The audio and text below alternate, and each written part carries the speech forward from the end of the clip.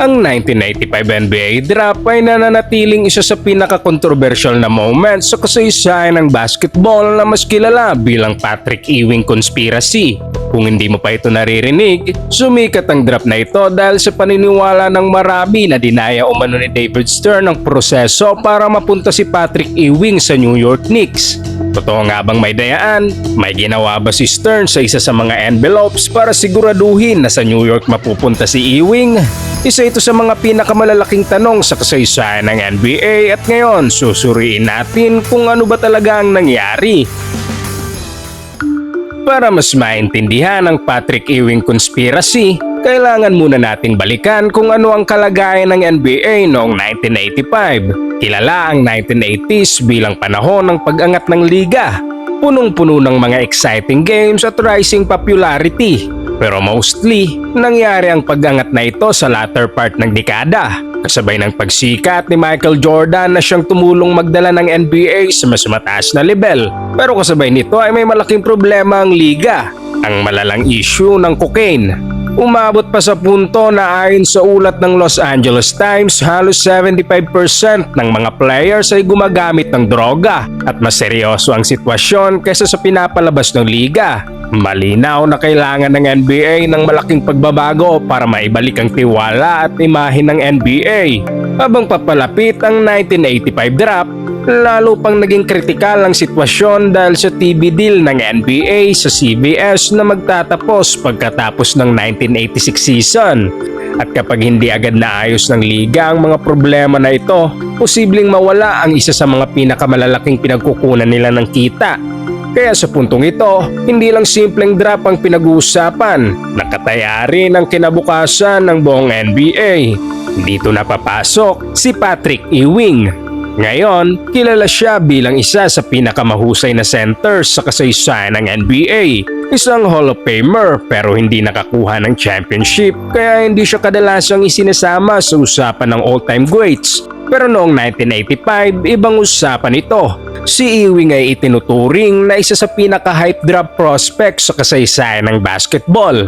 Habang naglalaro siya sa Georgetown, dinominan niya ang college basketball na bihirang makita noon. Isang 3-time All-American, pinangunahan niya ang Georgetown sa NCAA Championship noong 1984 at kinilala rin bilang College Player of the Year noong 1985. Sa loob ng pinta ay halos unstoppable siya. Solid ang footwork at ang kanyang presensya sa depensa ay kayang baguhin ang buong takbo ng laro. Dahil dito, marami ang kumbinsido na siya ay susunod na NBA all-time great. Makikita rin sa 1985 draft broadcast kung saan nakalagay sa strength niya ang salitang "Are you kidding?"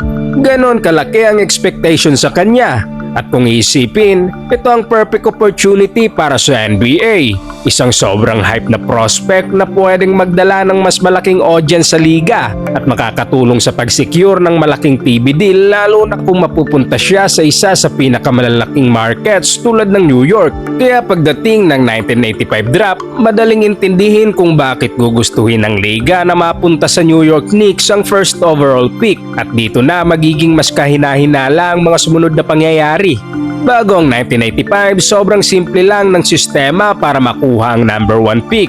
Pinipili lang ang dalawang teams na may pinaka-worst record mula sa bawat conference at pinagsasama sila. Sabay magko-coin flip lang at kung sino ang manalo, sa kanila mapupunta ang first pick. Ganun lang kasimple. Pero maraming team executives ang hindi natutuwa sa sistemang ito dahil nag-encourage umano ito ng tanking o sadyang pagpapatalo para makuha ang top pick.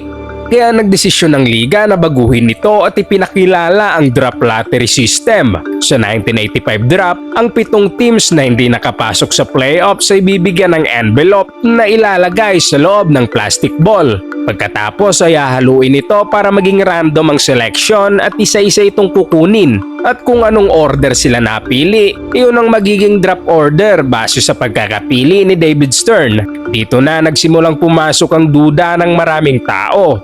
Ngayon, balikan natin ang actual footage ng lottery.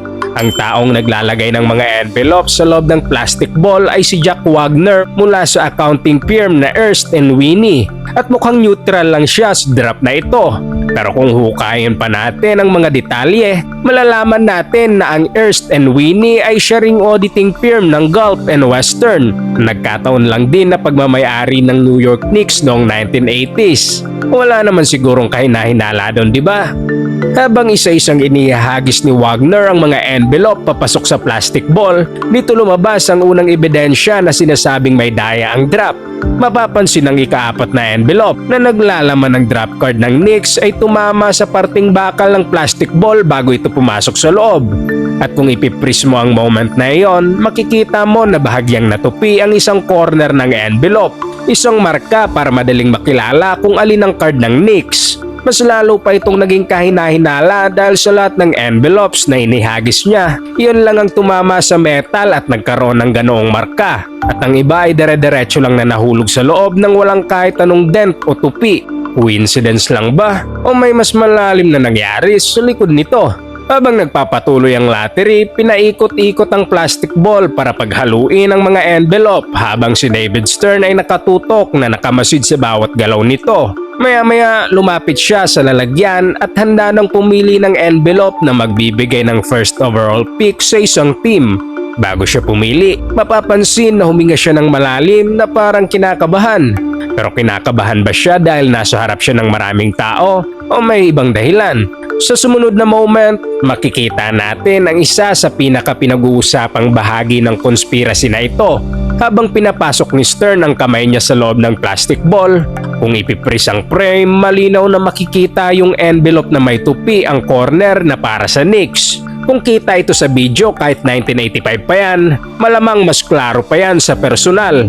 Habang kumukuha siya, mapapansin na higit sa isang envelope ang nahawakan niya dahil may isa pang envelope na nakapatong sa ibabaw ng Knicks envelope.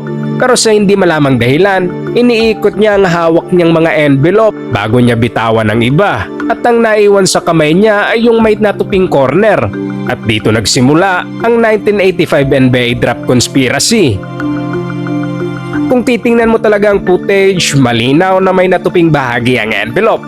Pero ang tunay na tanong, alam ba ni David Stern na may ganoong marka iyon o nagkataon lang ba talaga?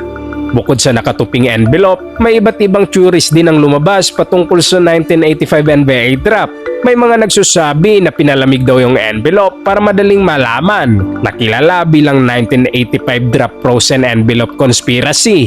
At meron din nagsasabing may suot daw si Stern na special glasses para makita ang kung anumang secret marking sa envelope. Pero kung tutusin, medyo malayo na yan kumpara sa mas simpleng paliwanag na may tupi ang envelope at posible na nakita yun ni Stern.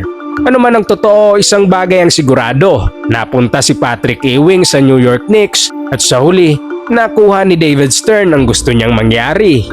Anong masasabi niyo patungkol dito mga boss? Tinaya nga ba ni Commissioner David Stern ang 1985 NBA draft para mapunta si Ewing sa Knicks?